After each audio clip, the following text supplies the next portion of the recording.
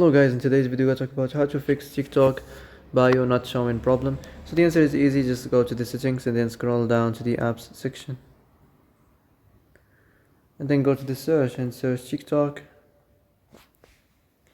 And next go to the storage and here you will find this clear cache option, click on it.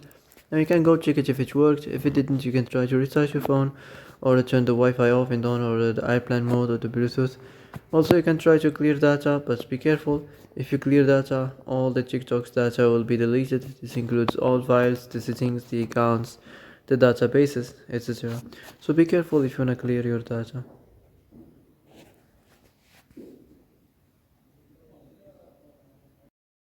So that's it for today's video. I hope this is the answer you've been looking for.